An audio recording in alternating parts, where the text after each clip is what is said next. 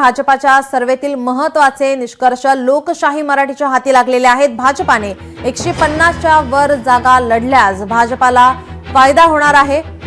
दोन ठाकरे बंधू एकत्र आले तरी भाजपाच्या जागांवर परिणाम होणार नसल्याचंही सर्वेक्षणात समोर आलेलं आहे।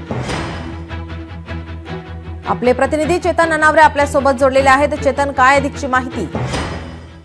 निश्चितपणे एकंदरीतच भाजपकडून प्रत्येक निवडणुकीवेळी अशा प्रकारचं सर्वेक्षण हाती घेण्यात येत असतं आणि त्या प्रकारची मोर्चेबांधणी केली जात असते। आणि आता जी माहिती येत आहे, भाजपने या मुंबई महानगरपालिकेच्या निवडणुकीसाठी एक सर्वेक्षण केलेलं आहे। या सर्वेक्षणामध्ये सर्वात महत्त्वाची बाब म्हणजे 150 जागांचं जे भाजपने ध्येय ठेवलेलं होतं त्याप्रमाणे जर जागा लढल्या तर भाजपची एक हाती सत्ता येण्याचे चान्सेस सुद्धा या सर्वेक्षणात दाखवण्यात आलेले आहे। इतकंच नाही तर सध्या जी चर्चा राजकारणात सुरू आहे त्या अनुषंगाने सुद्धा सर्वेमध्ये आढावा घेण्यात आलेला आहे की राज ठाकरे आणि उद्धव ठाकरे यांची दोन्ही पक्ष जर एकत्रितपणे या मुंबई महानगरपालिकेत लढले तर त्याचा कुठला फटका भाजपला बसू शकतो का?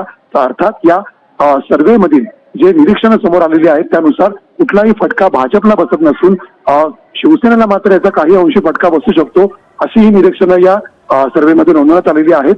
परिणामी भाजप आता युतीमध्ये शिवसेनेसोबत घेऊन लढताना 150हून अधिक जागांची मागणी या सर्वेच्या आधारावर करण्याचीही शक्यता आहे। धन्यवाद चेतन, आपण दिलेल्या सविस्तर माहितीसाठी।